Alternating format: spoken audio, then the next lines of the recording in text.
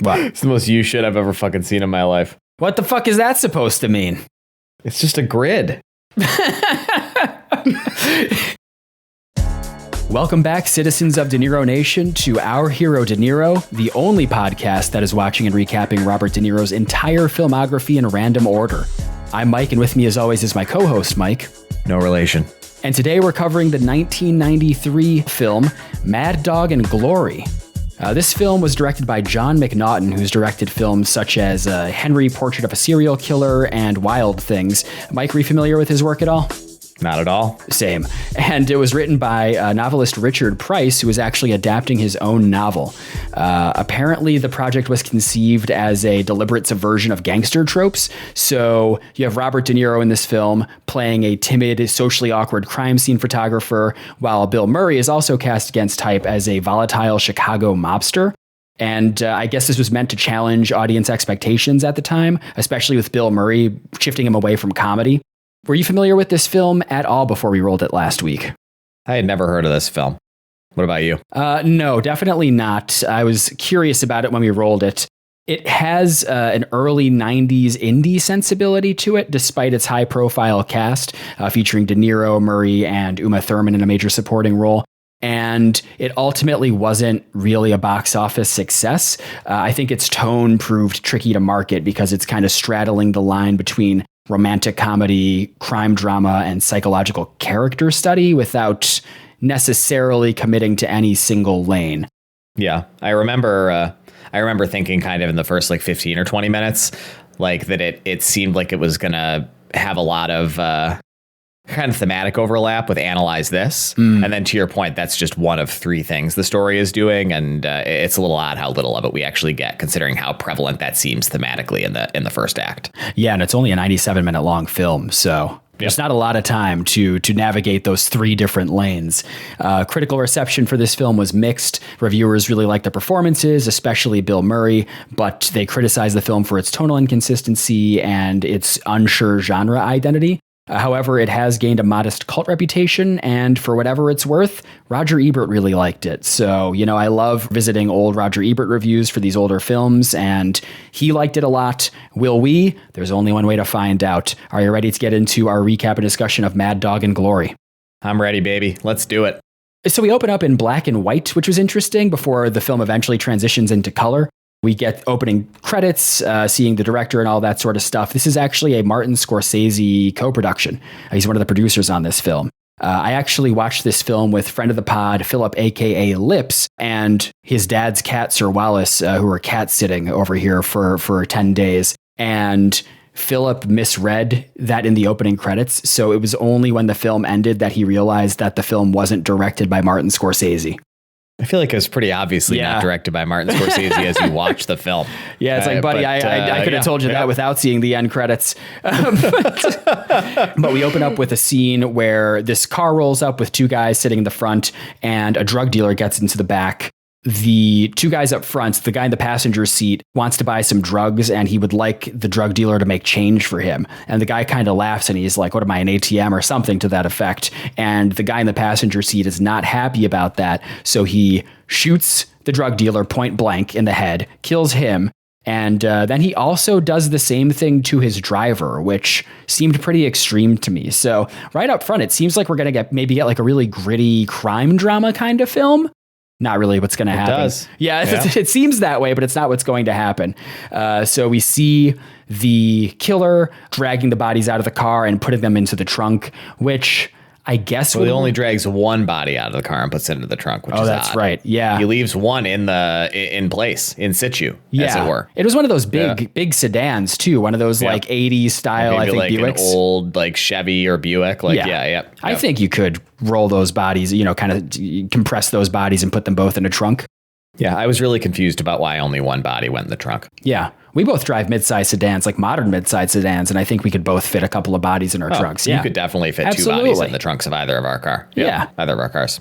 So that's our little intro to the film, spicy little intro, and we cut over to our next scene where we immediately get our De Niro face reveal at 3 minutes and 14 seconds. The pie number.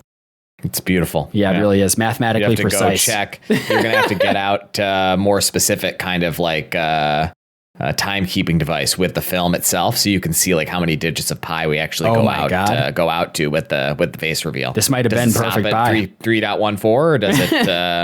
But it still wouldn't count because 14 seconds is not 14 100ths of a unit. How many digits of pi do you have memorized? 3.14.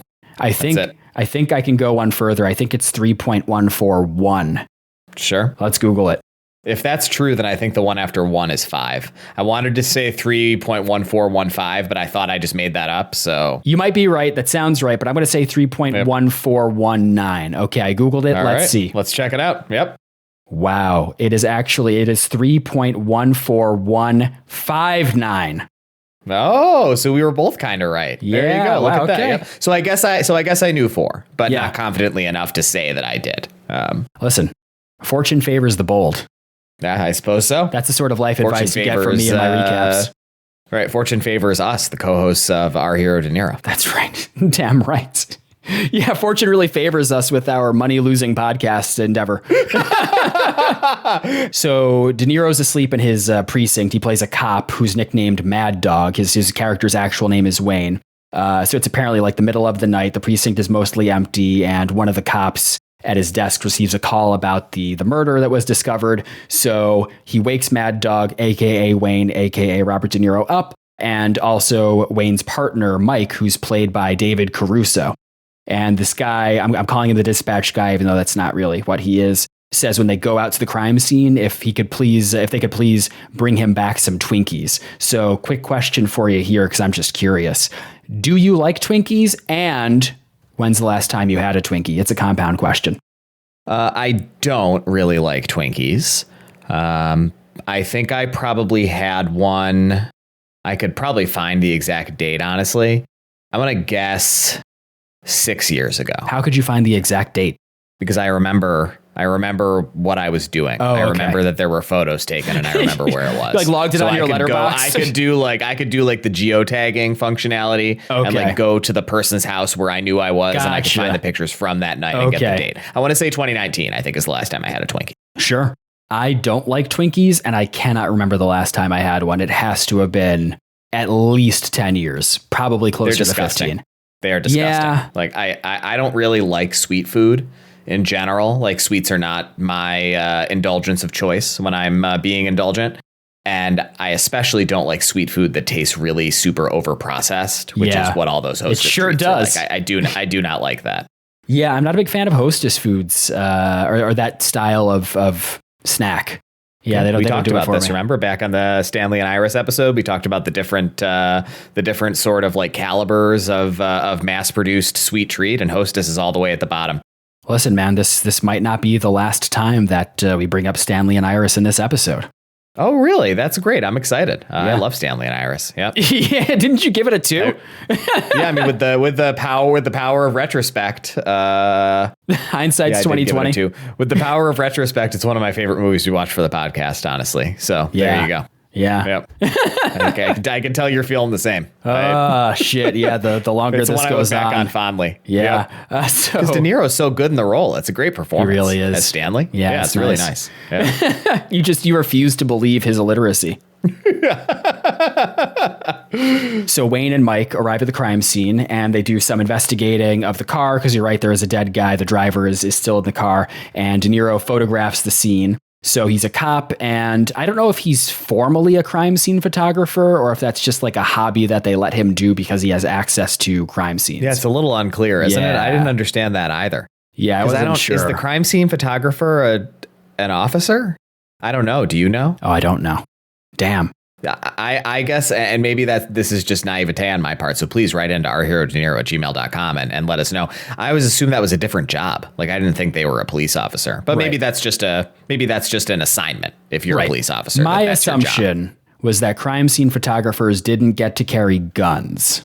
Yes, exactly. Like, I thought that was like a different job. Like, you still work for the police department, but you're not a police officer. You're something else. You're a photographer. Right. I don't know. Write in and let us know. I'm not gonna look it up. I will only find out the answer to this question if somebody writes into the podcast. Well, what's the email to write into the podcast? I said it already, but you it's did? rherodinero@gmail.com. I missed that. Yes. I was too busy thinking about Mad Dog and Glory.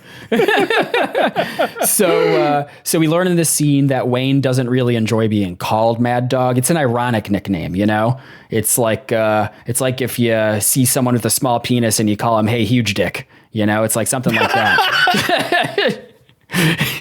I think it's a little bit less insulting than Yeah, it's not as than insulting. that. You're right. Because I honestly think I think Mad Dog is a super cool nickname because the reason why it's ironic is because he's so chill. Yeah. Like he's such a chill, like kind of slightly intellectual, like kind of sensitive guy. And so they call him Mad Dog. I feel like I'm kind of a chill, sensitive guy. Yeah. Like I don't think I would be like a very tough cop if I were a cop. And I think I would think it was cool if my nickname was Mad Dog. Like I think that's kind of a cool, ironic nickname. It's not insulting. If you had a small dick and they called you Huge Big dick. Dick, like that's meant to be insulting. Like I don't know. What do you think about this? You think you'd like the nickname?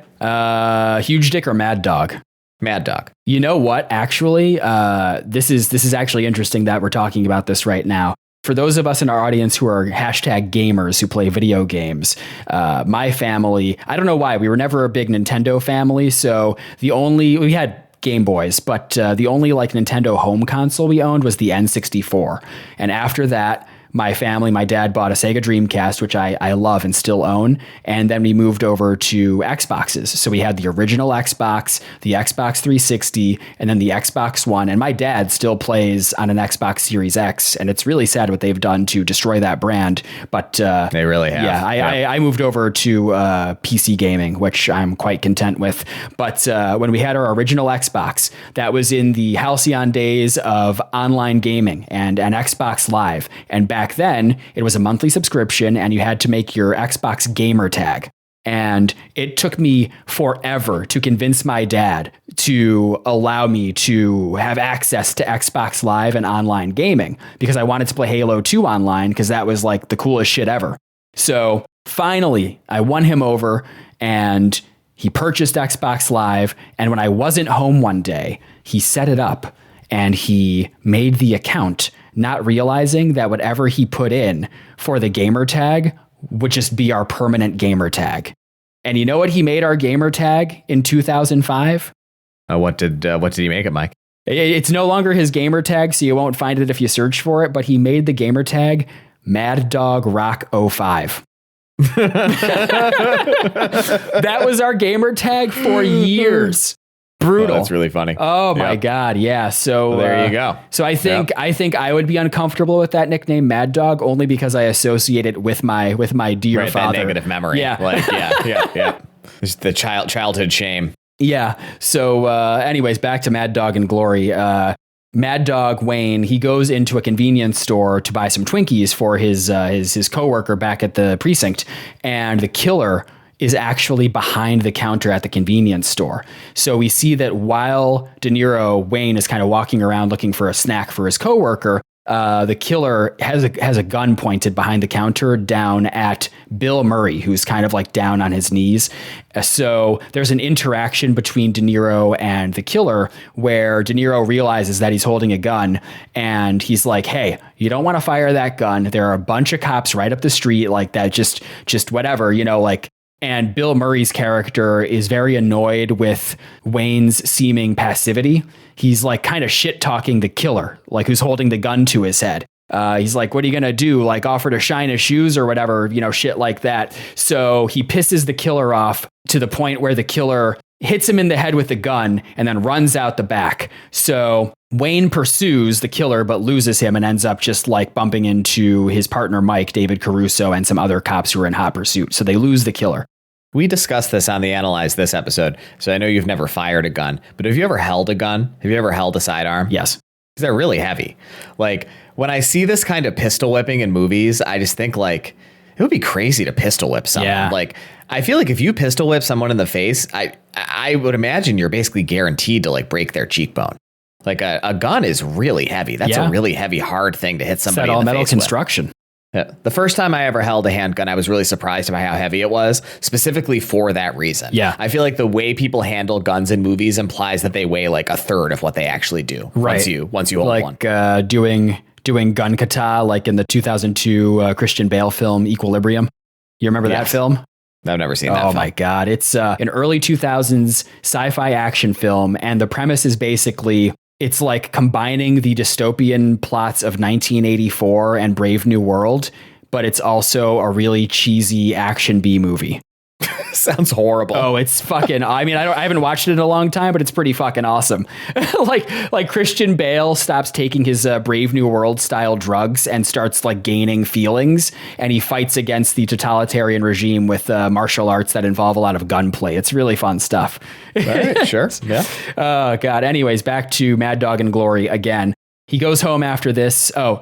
He goes home. They're in Chicago, FYI. This is one of the rare De Niro non-NYC films. He goes back to his apartment, and his neighbor across the hallway is some middle-aged woman who invites him in for a drink, but he politely declines and ends up just sitting on his couch by himself with a glass of red wine while he listens to a jazz song, That Old Black Magic. Later on, Wayne is at the bar with his partner, Mike, and he's talking about how, shocked and kind of traumatized he feels after this whole altercation, saying that he hasn't fired his gun in 15 years. And some guy comes in who we later learn is named Harold.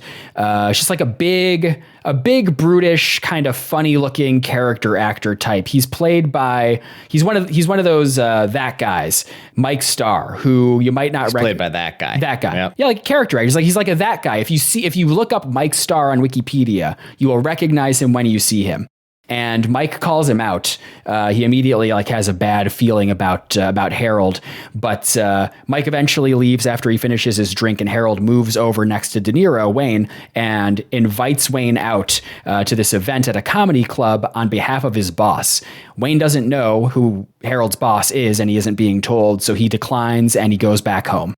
He's back home, he mulls it over, and ends up going to the comedy club where Harold sees him and they meet at the bar, and Harold, without asking, orders Wayne a coffee and cognac, which insane thing to order for somebody. I'm so glad you had the same reaction that I did. It's so presumptuous. Right. What if he doesn't drink coffee? What if he doesn't drink cognac? What if he doesn't drink coffee after fucking 10 p.m.? Right. I think I was going to say what if probably 99 out of 100 people, he would not drink a cup of coffee at 10:30 p.m. Even if you drink coffee, that's pretty late. I like coffee. Right? I like a nice espresso martini. Don't order that shit for me. I don't want that caffeine. Right. I'll order after that if 2 I want p.m. That. Right, exactly. I'll make the choice. If I know what I'm getting into for the night, if I know that I have a night full of shenanigans ahead of me, then maybe I'll go. Espresso martini. Oh my God, we've done it before. I mean, shit, it's really nice. Next time we go out downtown, let's get a couple of espresso first drink. 11 p.m. I think espresso martini. First round, not last round. You don't want to do last round. Listen, I'm already up until midnight every night. I don't need that caffeine in me. I've never stayed up that late in my life. With God as his witness. Jesus. So while they're at the bar, we see that the bartender is played by Uma Thurman, who immediately fucks up and spills scalding hot coffee all over Wayne's hand and wrist. But after that, Bill Murray comes out. He plays a character named Frank Milo and does a brief stand-up set where it is very strongly implied that he is mob connected with the jokes that he tells. Did you find his stand-up good? No, I guess not. But it's just hard not to see it as good because he's got Bill Murray's charisma, you know? Yeah, I thought the material wasn't even bad. It was just such a niche. The material was so niche that he wasn't playing to a mob-specific crowd, I don't think. I don't know. Yeah, it's supposed to be bad. Yeah. It's not supposed to be good. Seeing all of these De Niro stand-up or stand-up adjacent films, it really does make me feel like we should try an open mic night sometime. Just 5 minutes tight five. I think we could do it. Idea. I think we could. Yeah. I think I could do it. I think I could do a tight five. I'm not sure that I could. I'm sure that you could. You just have to lean into your natural affability, and maybe throw the crowd a bone and joke about your bitch wife or whatever, and I'm not, listen, your wife, that sounds like me. We love Caroline here, wife of the pod, friend of the pod, but I'm just saying play to the cheap seats, play to Joe the plumber, remember Joe the plumber?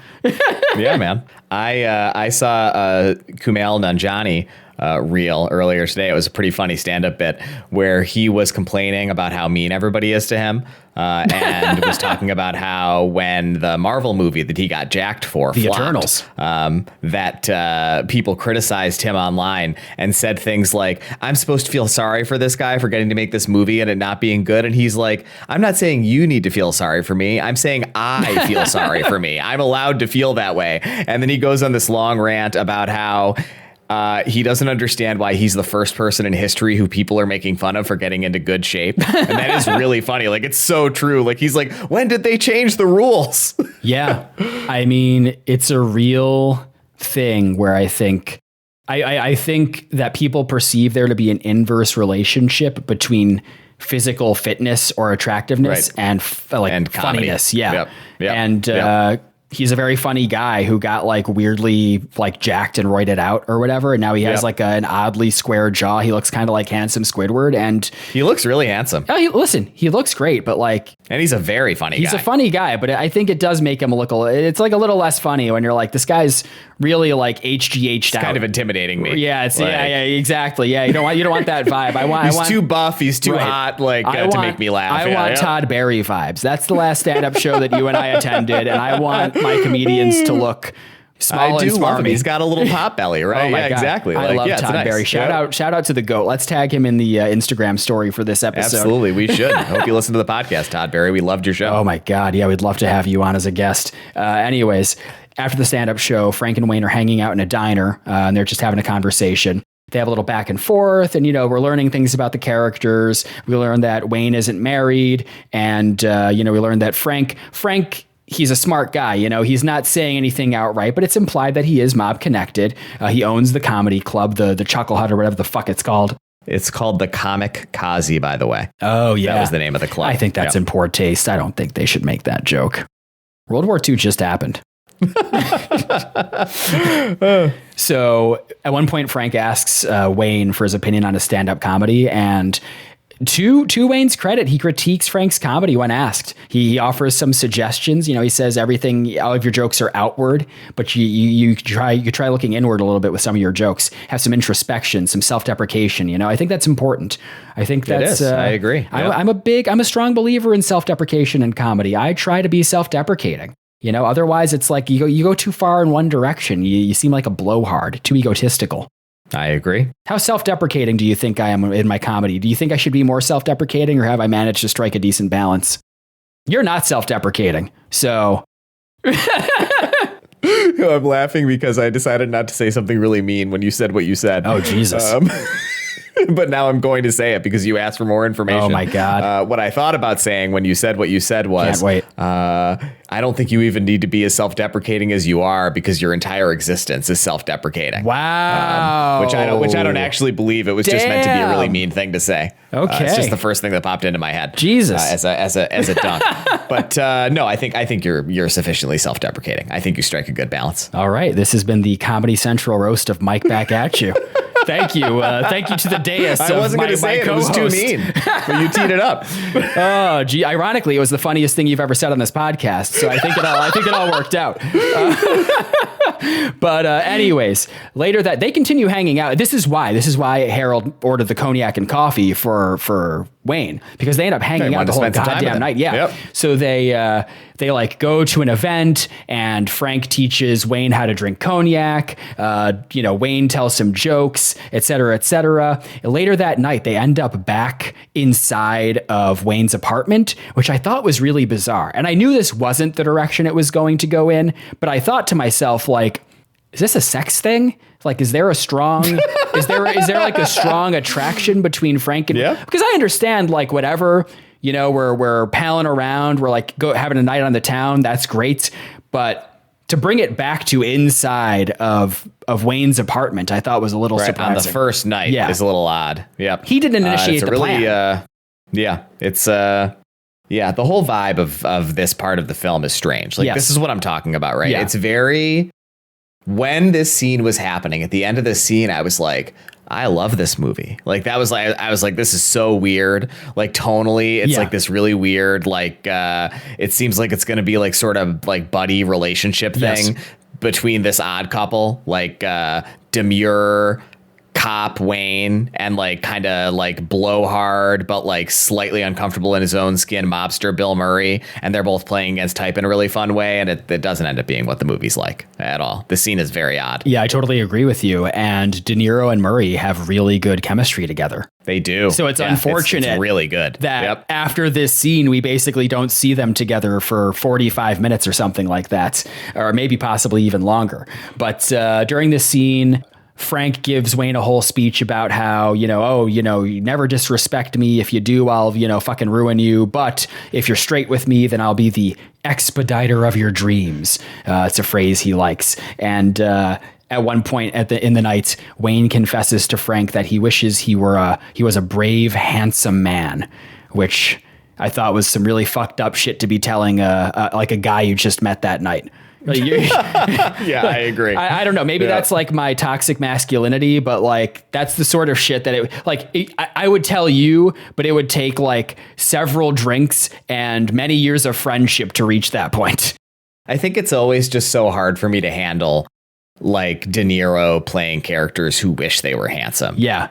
It's like, dude, you're like one of the most handsome people alive. Like, right. Come on.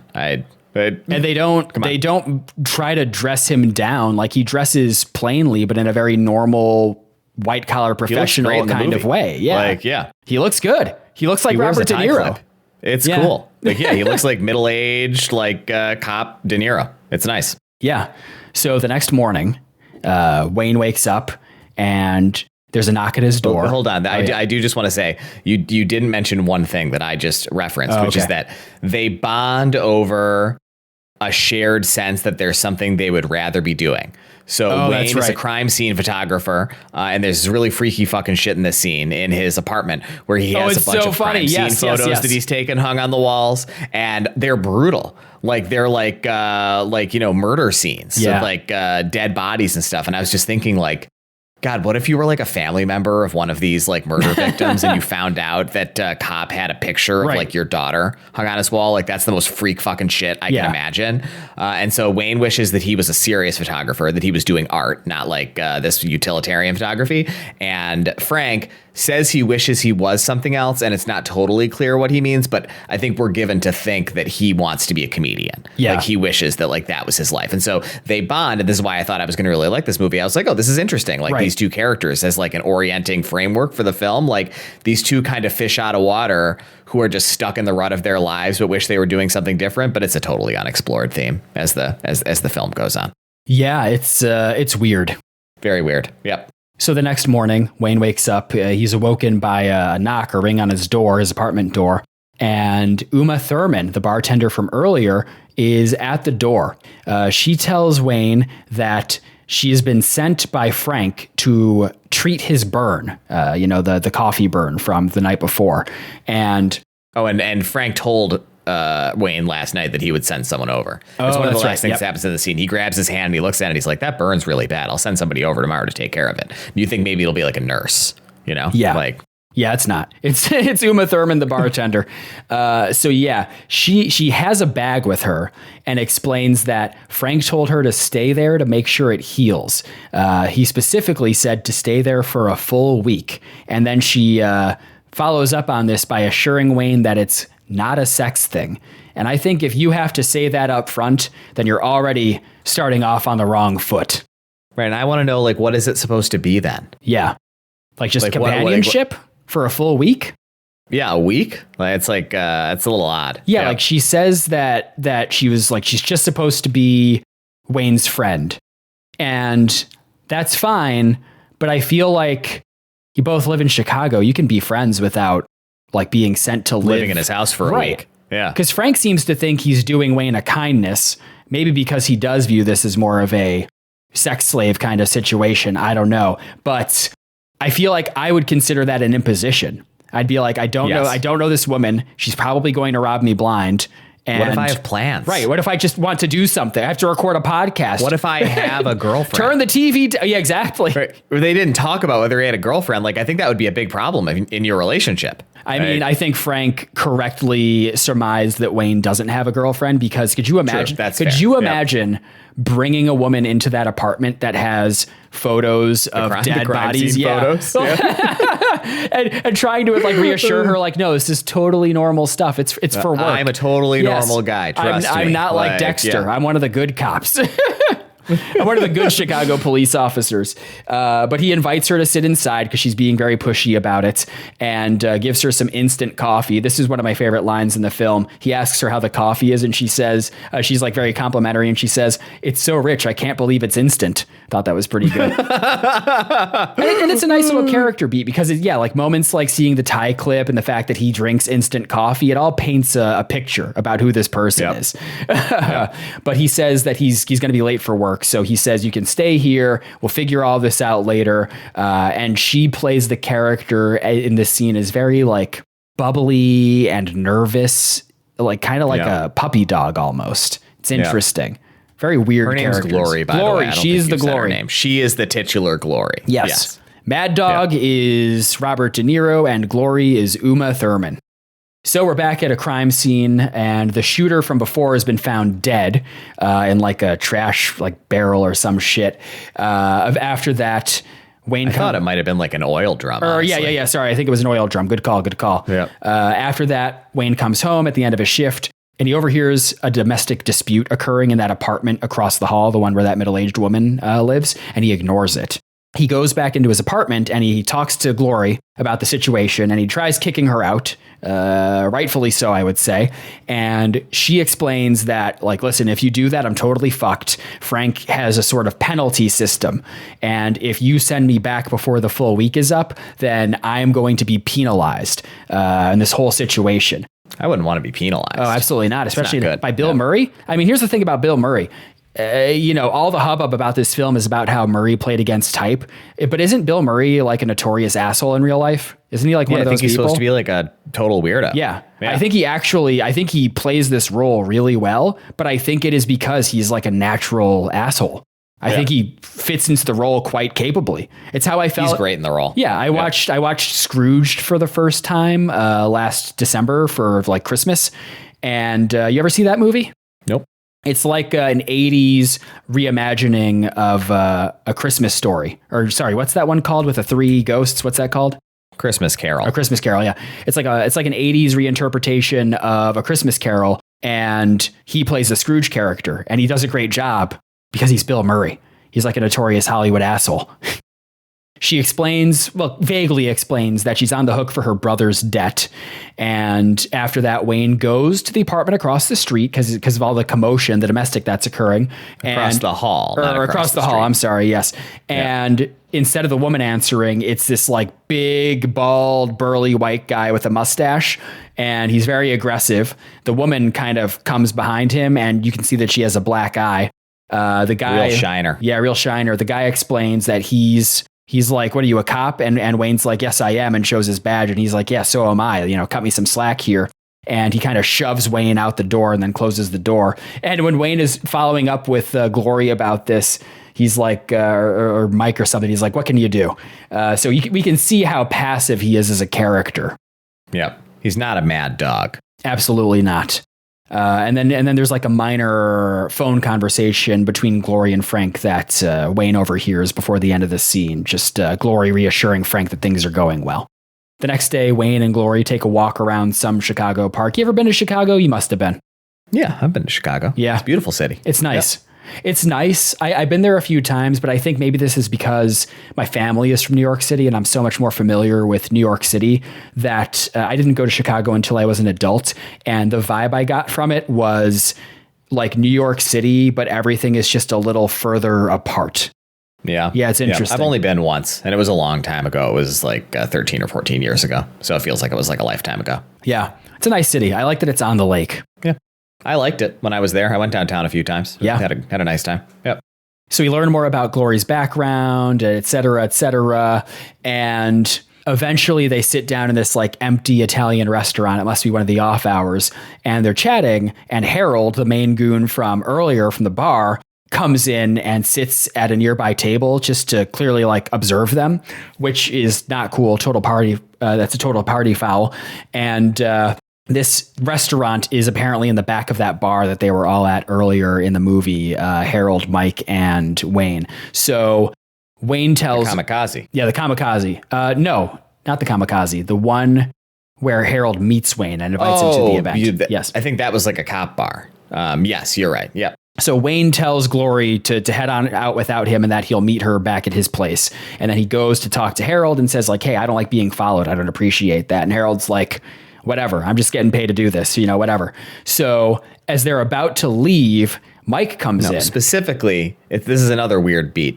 So Mad Dog says he doesn't want him to follow him and then just walks away without him getting an answer. And Harold is like, well, I get paid either way. Yeah. And then kind of looks down at his newspaper, and it's like this kind of odd comedic beat. And it's just like, it's one of 7 tones the film has. Yes. Like every once in a while, it'll just be kind of like that, where it's like this sad sack schlub, like kind of workplace comedy where he's like, I'm getting paid either way. And it's like, what is this? Like that happened. I was like, there hasn't been another joke like that for the whole movie. Like who wrote this script? I'll tell you who, man. It was novelist Richard Price. So it was an expression. I didn't actually wonder who wrote the script. I know. So as Wayne is about to leave with Glory, Mike enters the bar and Glory heads out. So it's just Mike and Wayne. They're hanging out at the bar, and Mike tells Wayne that they found the guy who killed his shooter.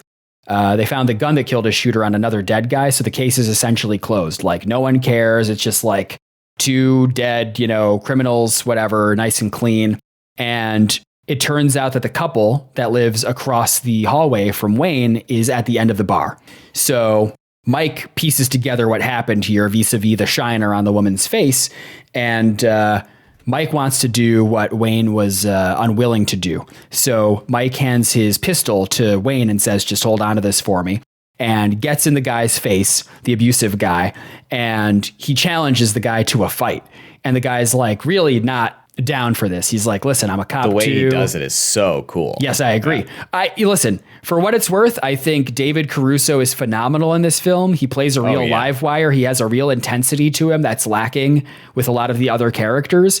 And he's a delight to watch in this movie. He is. And he's got a lot of, he seems like he has a lot of character. Yes. Like it's like, he seems like maybe he's a little bit dumb, but he seems like a person with like a real moral spine. And he kind of works well as a companion to Wayne. In that way, like as a foil to him, they're totally different men. Yes. Like, it's really cool.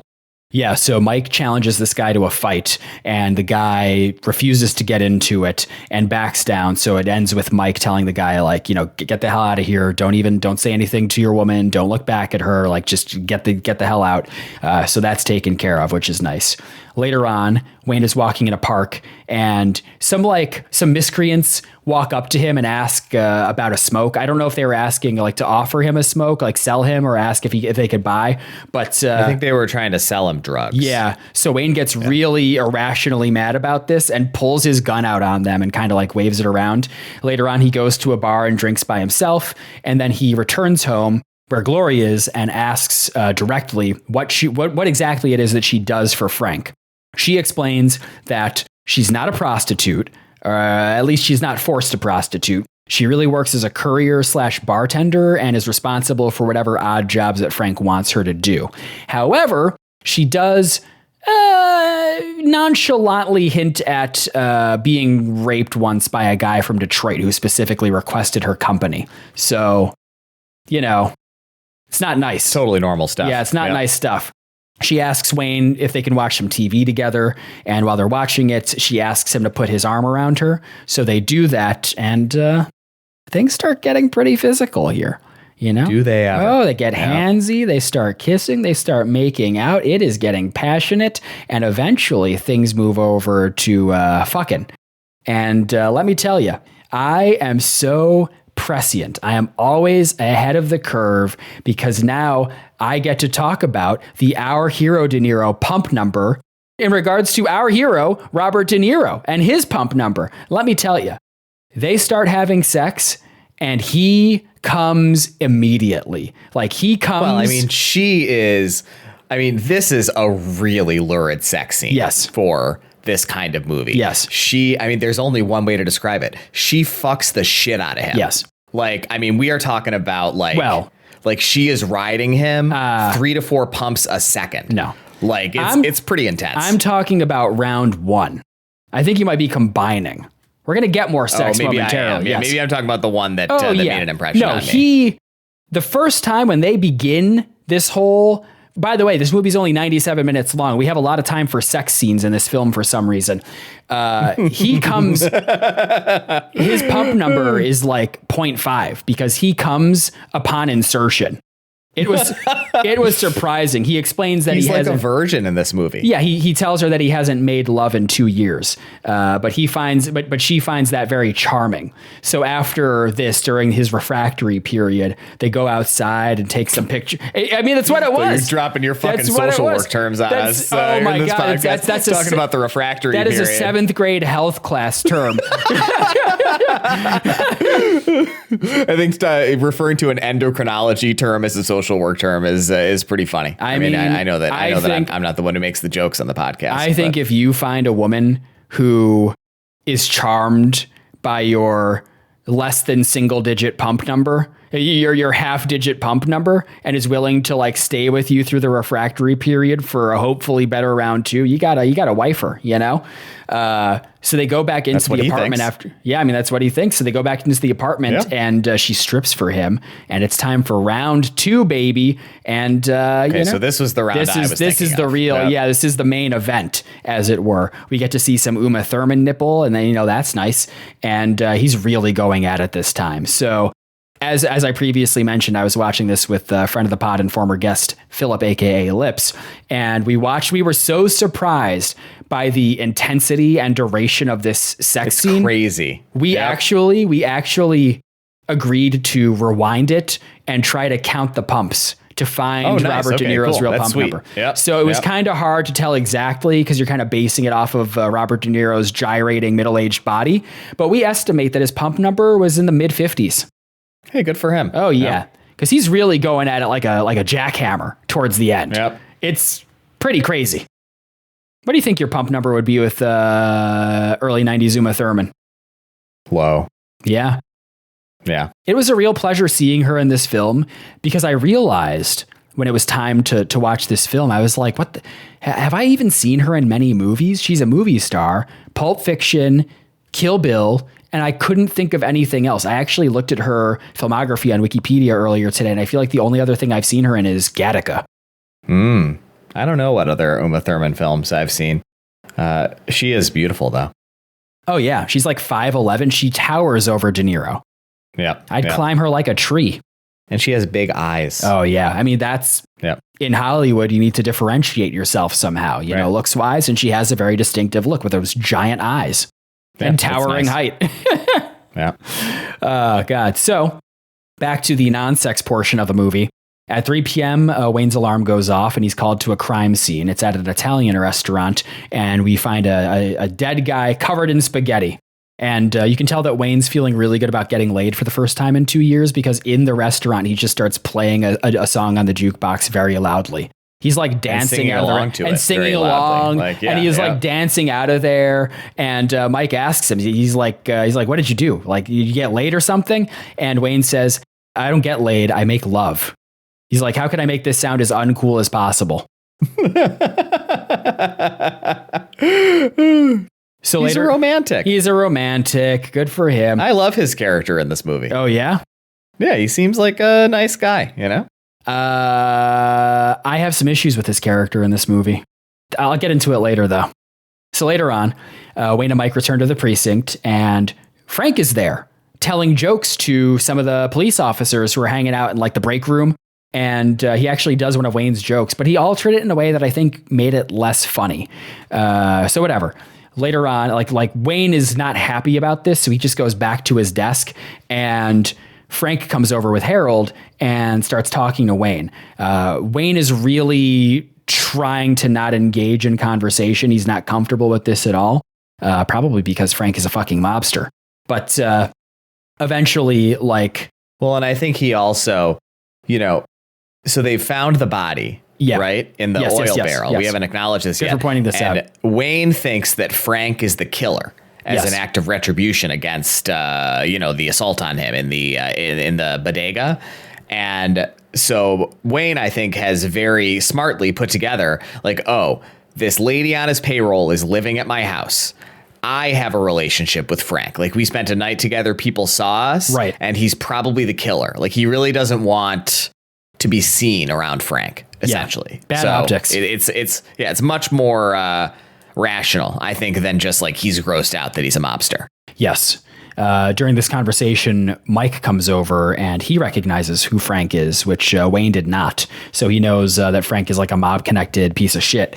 And before this conversation ends, Frank makes a point to tell Wayne that Glory, he implies that Glory is feeding Wayne sob stories for sympathy. So basically telling him not to get too attached. And he says before he leaves that he'll come, it's Friday, and he says that on Monday in 3 days, he'll come by to pick Glory up.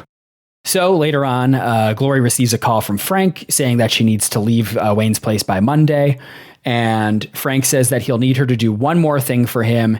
And it's implied that it's another guy from Detroit kind of situation, where she's like technically not obligated to do anything physical with the guy. But you know how it is when you're a prostitute or sex worker. I guess they didn't say that in 1993. Whatever. You know what I'm trying to say here. Well, I don't think she's really supposed to be a sex worker. I think she's she's Frank's slave. But she's being loaned she has to out. Do whatever he wants her to do. Yeah. I just think like sex worker implies some agency. Yes. Like that it's like a job you're choosing for yourself and presumably getting paid for, and not like tasks that you have to do as part of your indentured servitude to a mobster. Like I think one is a little more empowering than the other. So after that call, Wayne and Glory have a little heart to heart, and Wayne tells Glory that he loves her, and they bone down again. And I don't know, my observation here was, seems like they can keep seeing each other after the conclusion of this little week-long tryst. That's what I was really confused about. They live in the same city. Right, like I don't understand, like, yeah, well, whatever. I mean, talk about the rest of the movie. We'll get to all of it in my final thoughts. Yeah. And the scene concludes with like Wayne goes back to the precinct. He goes back to work and finds that Frank bought the cops a second round of baked goods, which is something he did earlier for the cops. And Wayne is not happy about this, so he takes the remaining ones and throws them in the trash very dramatically. Later on, Wayne is sitting on his stoop outside, and it's Monday. It's pickup day for Glory. And Frank and his goons roll up in Frank's convertible. It's pretty sick, old school, like 60s land yacht kind of convertible. I think it's a Thunderbird. Don't quote me on that, though. And Glory does not appear to be coming downstairs to be picked up. So Wayne explains to Frank that he's in love with Glory. And Frank, they have a back and forth, and Frank says, okay, if you're so in love with her, then you can assume her debt. And by that, he means that Frank could essentially be his errand boy and do favors for him, like be on call for the next year. And Wayne isn't down for this, which I think is a very wise response because he's a cop. He'd be very compromised doing that. So Harold, the main goon, goes upstairs to fetch Glory. But when he goes up there, instead of finding Glory, he finds Wayne's partner, Mike, David Caruso. And a hand-to-hand fight ensues between Harold and Mike. They really fuck the whole apartment up. They really do. Oh, yeah. Probably broke some of those great crime scene photos. Oh, yeah. I hope he has doubles of those somewhere else. I'm sure he does. Yeah, he has the negatives. Freak that he is. His Dexter shit, his fucking trophies or whatever. Yeah. Frank notices that it's taking a while for Harold to come back with Glory, so they go upstairs to see what's actually going on. And Harold and Mike, they're both pretty bloodied up. It seems like it was a pretty fair fight. And Frank tells Wayne, he says, okay, Glory is worth $75,000 to me. This is in 1993 dollars, by the way, which I kind of forgot. Philip reminded me, so shout out to Philip, aka Lips.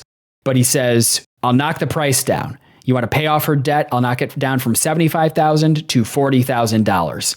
So Wayne essentially is given an ultimatum where he has to either give Glory back to Frank or give Frank $40,000. How would you play that situation if you were Wayne? What would your move be here? Be tough to put that money together. Yeah, $40,000. I don't know. I guess that I probably would do it if I was really in love with her. Right? Yeah. But it would be hard. It would be really tough. In $1993 as a public servant. Right. Because you got to remember, Chicago, high cost of living in a job area. like that. Right. In a job like that. And you're not saving a lot of money. Right. Because like for me, it's like I have investments, and it would set me back a period of time to like cash out some portion of the money that I'm saving for my retirement. But like I could do it. I have the money. Right. But like if you're a public servant in the early 90s, like he was going to retire on a pension. He probably wasn't saving tens of thousands of dollars. Why would you? It wouldn't be like, it would not be a part of your financial plan. Right. You would have like a little emergency fund, like maybe 10 grand or whatever. And that's really probably all you would keep because you were counting on your pension to retire on. So I don't know, like it would probably be really, really hard to pull that money together. And it is for him for what it's worth. Yeah, I think I would try negotiating it and I'd be like, listen, well, she does live in the same city as me, so we could keep seeing each other. So how about like I give you $8,000 and she keeps working for you for the remainder of her term, but just doesn't have to do any weird sex shit. No sex stuff. Right. Yeah. Yeah. Like she's an indentured servant who has to bartend. It's not the worst thing in the world. Yeah, it doesn't seem that bad. It's just, you know, in this economy, shit. Right, So and she like poured coffee all over a customer's hand and presumably nothing bad happened to her. So like it's not like she's being like horribly abused in discharging her bartender duties. Right. So after this concludes, Wayne goes back up to his apartment and he tells Glory that he lies to her and says, it's all over. I talked to Frank. We settled it. It's fine. But then we see that he's trying to put the money together and he cannot he can't get all the money together. He's like borrowing money from his neighbor across the hallway. He talks to Mike, his partner, and Mike wants to know what the deal is, but Mike refuses to give him any money because he knows it would be going to Frank. And eventually Wayne is back in his like bathroom counting cash and Glory walks in on him and sees what's happening. So she says she wants to leave and that she can't go through with this money exchange on his behalf or whatever. So here we are moving into the climax of this film.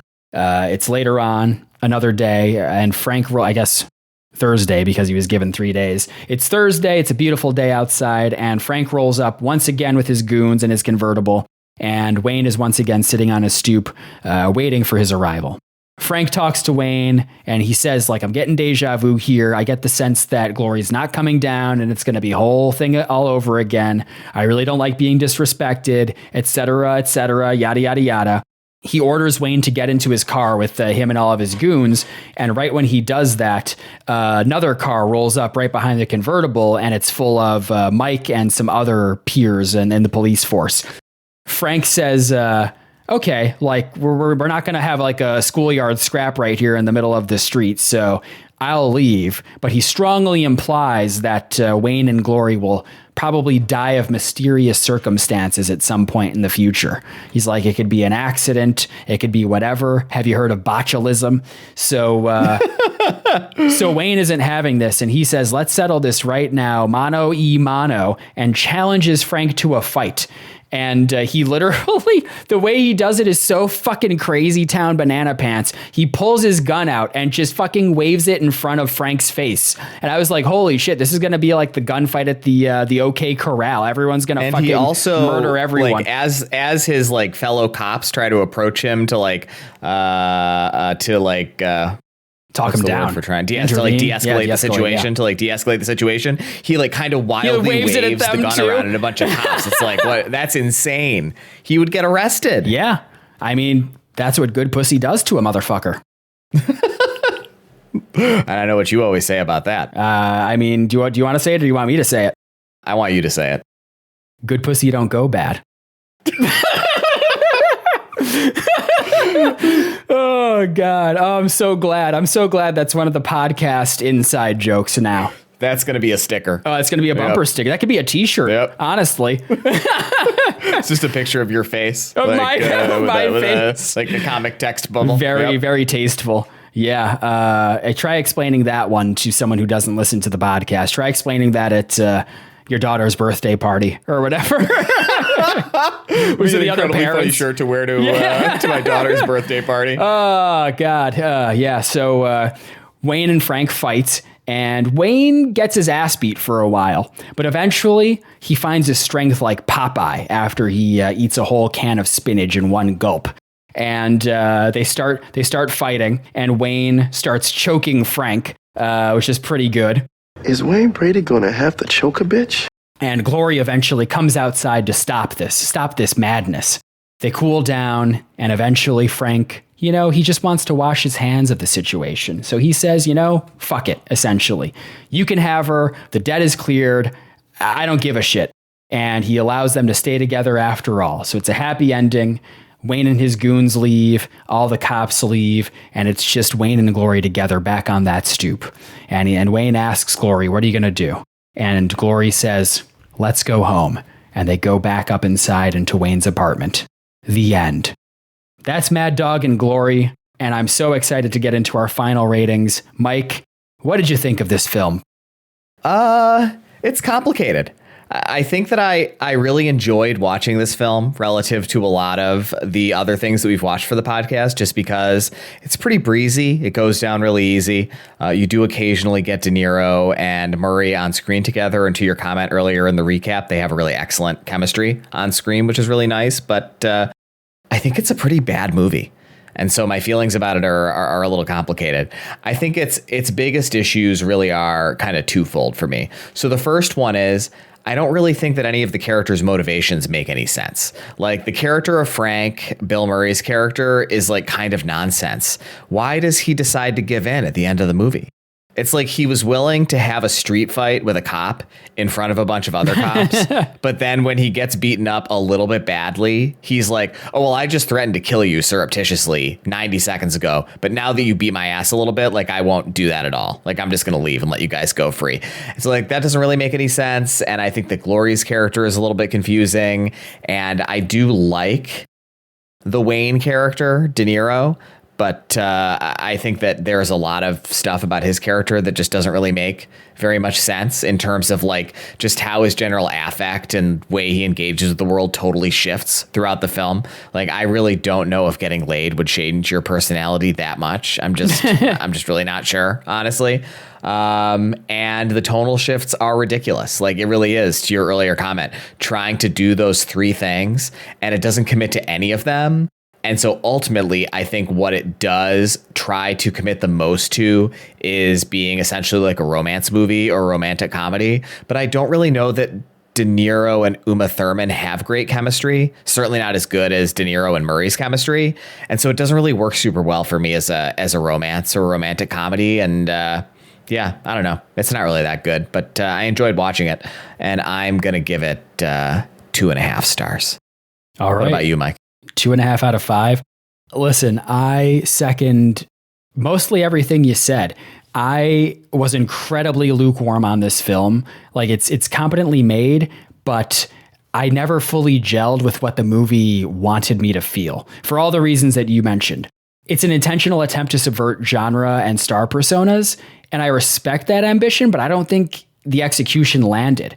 And I really had a problem with the tonal issues. It's trying to straddle that line between romantic comedy, crime film, and like indie character study. And it just never settles into a comfortable or coherent tone. I also really didn't care for the protagonist, Wayne. I've seen De Niro. Like, this is why I thought of Stanley and Iris, because we have seen over the course of this podcast, De Niro plays the tough guy. He plays the raging bull. He plays the mobster, but he can also play a funny character or a gentle, warm character like Stanley in Stanley and Iris. That all works for me. I love most of his performances, but here he felt passive rather than quietly affecting in a way that made me not like the character very much. It was hard for me to emotionally invest in him. And Glory, I thought, was very just thinly written. She felt like an idea more than a person. Like, what's her deal? She's like sitting at home in his apartment for 80% of the movie, just like doing nothing, apparently. I guess watching cable news. It was 1993. I don't know. Watching fucking... who was the guy? Not Maury. Who's like the guy before Maury? Oh, Jerry Springer. Yeah, watching Jerry Springer. Like, I don't know what she's doing all day when Wayne's doing his 12-hour shifts or whatever. So yeah, the central romance felt underdeveloped and unearned. And not to say anything of Bill Murray's character's motivations, because you're right. Why does he have that change of heart at the end? It felt totally unearned. And I really wish we had him in more of the film so that we could flesh that character out more, because I actually think he's quite good in the role. So yeah, it just felt kind of static and low energy, and surprisingly little happened for a 97-minute long movie. So I get why it has a small cult following. It's offbeat, it's strange, but I think I land closer to the majority who weren't that into it. So I'm also giving this film 2.5 out of 5 stars. It's not bad, but I just don't think it was all that successful at what it set out to do. 2 out of 2 Mikes agree. That's right. And on that note, Mike, is there a film you'd like to recommend instead of Mad Dog and Glory? There is. Yeah, I have a good one today. So I read some Letterboxd reviews for this film, and one of the positive reviews that I read lauded it as one of the films that they liked from what they think is the greatest year in the history of cinema, 1993. Apparently, on this reviewer's part. And so I was like, is that true? Are there a lot of good movies from 1993? And so I did a lot of poking, and there are a lot of really good movies from 1993. Yeah. And so I saw a really great movie from 1993 that I think is trying to do at least one of the things that this film does. I think I know what you're going to say. Is it also your recommendation? I was kind of torn between two options. I don't want to spoil it. Say what you're going to say. I'll let you know if it's what I think. I feel like you kind of took the wind out of my sails. Oh, sorry. I'm going to recommend the 1993 Tony Scott film True Romance. Hell yeah. Mike and I both watched this for the first time last year. It's a fucking awesome movie. It's so good. It is kind of similarly a story about a kind of like disaffected, nerdy, like sort of passive weirdo getting the world's most beautiful woman, early 90s Patricia Arquette in this case, to fall in love with him. And it leans more into, I think, their love story and the kind of zany characters that each of them are. And the character of Alabama, played by Patricia Arquette, is explored in a much more full, rich way than the character of Gloria is in this film. And it was directed by Tony Scott, and the script was written by Quentin Tarantino. And Tony Scott elevates Tarantino's writing so significantly. Yes. It is so much better as a film than it would be if it was both written and directed by Quentin Tarantino. And it's just a delight. And I think it will make you feel a lot of the things that Mad Dog and Glory was trying to make you feel in a much more effective way. And it's a real banger. Can't possibly recommend it any more enthusiastically. So True Romance is my recommendation for this week. What about you, Mike? I think that's an all-timer recommendation. That's really good. And I was really on the verge of making that my recommendation too. So highly recommend it. I'm glad that we're going to just keep recommending Tony Scott films from now through the end of the podcast. Yep. So I'll go with my runner-up recommendation just so we have a nice even two here in the episode description. I'm going to recommend the 1999 neo-noir crime film Payback, which is also a novel adaptation. It's an adaptation of Donald E. Westlake's novel, The Hunter. So this is a Mel Gibson starring vehicle from the late 90s that's known for its stripped down style, cynical tone, and lean runtime. So that's kind of the connection that I made in my mind. And it has a pretty infamous production history where it went through a lot of reshoots that resulted in... There's two different cuts out there. I've only seen the theatrical. I watched it with my dad back in, I think, early 2025. But I think it's a nice counter-programming pick to Mad Dog and Glory. There's no romance angle to it necessarily. Mel Gibson plays a character who is essentially left for dead and stolen from by his ex-wife. So the whole movie is a revenge film, almost like a proto-John Wick in a sense. But tonally, it's very cynical. The pacing's very tight, and it's pretty bleakly funny. It almost kind of feels like an R-rated USA Network original series. Sounds interesting. Yeah, it is interesting. So if you're looking for something that has lean storytelling and every scene just advances the plot or character, I think that Payback works really well as a direct rebuttal to that feeling that I had in Mad Dog and Glory where not much happens. And I think you really can't go wrong if you're looking for that sort of neo-noir revenge flick. Well said. I've added it to my watch list. And on that note, it's time to move things over to our final segment, rolling for next week's film. Mike, it's your turn to roll. Please tell me what you're hoping to roll. Lucky number 49, baby. Silver Linings Playbook. Let's get it this week. All right, let's do it. All right, I'm going to roll now. Unfortunately, it's not 49. It's 19, which is, holy shit. Oh, Jesus Christ. Goodfellas. Okay. Wow. Right. There we go. We haven't seen a Scorsese in a while. That's pretty exciting. No, we haven't. And you know what's funny is I feel like I remember bits of it from like watching it on cable. I don't actually know if I've seen the whole thing. So I'm pretty excited for this. You're going to like it. It's a great movie. I'm sure I will. Spoiler alert. We're going to have positive things to say about Goodfellas, one of the greatest films of all time. Is there anything you want to say about the movie? Oh, yeah, I guess I probably should. It almost feels like I shouldn't have to, but I will do the customary read the opening line of the Wikipedia article. Goodfellas is a 1990 American biographical gangster film directed by Martin Scorsese, written by Nicholas Pileggi and Scorsese, and produced by Irvin Winkler. It is a film adaptation of Pileggi's 1985 nonfiction book, Wise Guy.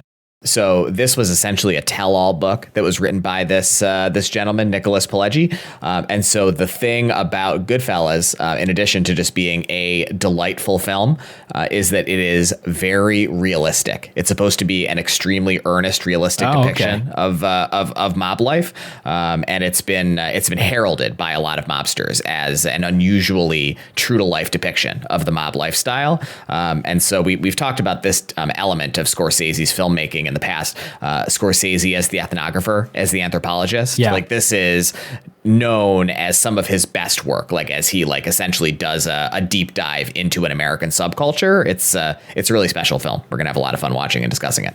I'm looking forward to it, and we're keeping it in the 90s. You know, let it roll. Let's do it, baby. Sure. Yep. I'm so pumped. On that note, it's time to wrap this episode up. I want to take this time to thank all the great citizens of De Niro Nation who listen to this podcast week in and week out. You're our loyal fan base. You're our street team. Without you, this just wouldn't be possible, because I would not want to talk to Mike this regularly for this long, and I'm sure he feels the same way. I mean, I don't know. Would you? Would you want to get on a call with me for 2 hours every week? I don't like to talk on the phone. Yeah, it's true. I usually like to walk when I'm talking on the phone. Yeah. I want to thank Caroline for our wonderful podcast artwork. Please follow Mike and I on Letterboxd. I'm Mike back at you, and he's Mike the Fab. Email us with literally anything you think of at ourherodeniro@gmail.com. Rate us 5 stars in your podcast app of choice, and follow us on social media. You can find us at allmylinks.com/ourherodeniro. And we'll be back next week with an episode about the Marty Scorsese film, Goodfellas. See you guys next week.